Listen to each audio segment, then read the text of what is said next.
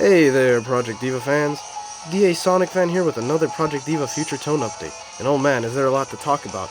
With the recent Sega Game Party 2016 conference that was held around yesterday, I believe, there's a lot of new information on Project Diva Future Tone. And with that, let's get right back to it. So, one of the first things I can say right away is the fact that we can now customize every single Vocaloid within songs like Zenbone Sakura or Decorator. Now, in previous games like Project Diva S2, during Decorator, you can only customize one of the Vocaloids, being Miku since she's the one who sung the song. Now, we're able to individually customize every single one of them. Also, during the module selection screen, which is right before the song, it's much easier to navigate, or at least it seems much easier to navigate than in the previous games. Now, one of the next things is that there's going to be a lot of songs and modules that we have not seen before in previous Hatsune Miku Project Diva games. And that includes costumes like the 2016 Snow Miku one, which I'm really excited for since I like the design.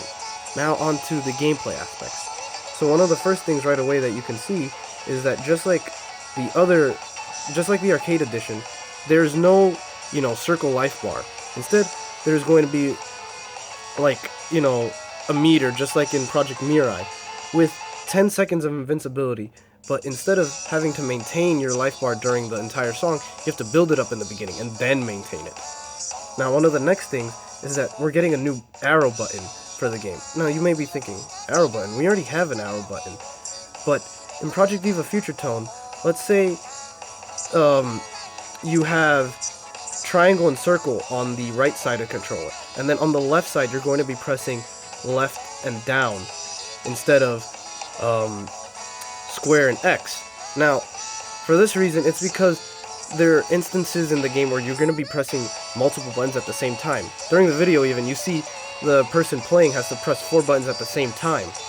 Now, there's also an option in the game which you can change to make it so that you see the arrow buttons instead of square and X, unless you wanted to keep it classic like that, which would be pretty fun. Now, another thing is that there were instances where you would see hold under one of the icons for the button. So basically, when this happened, the person who pressed the button had to keep holding onto the button, and there was no timer indicated for when they had to stop. Instead, they had to keep having to press other buttons. So you'd be holding square on the right side, but on the left side, you'd be pressing the D-pad buttons as a replacement for the circle, square, X, and triangle buttons, which seemed pretty hectic, but at the same time it also looked pretty fun. Now, another one of the things is there's now the slide motion, which is in the arcade version of the game, and this is most likely the replacement for stars.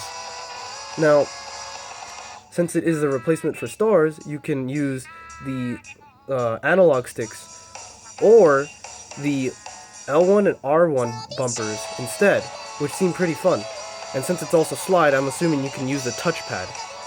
Now, from one of the things that they confirmed to help people, even though it's something we probably already knew, is that the game will run at 1080p at 60 frames per second. Now, even then, that's still a pretty big upgrade from the arcade version, which ran at 720p and 60 frames per second. So that's already a better resolution. So, I guess that's pretty much it for now.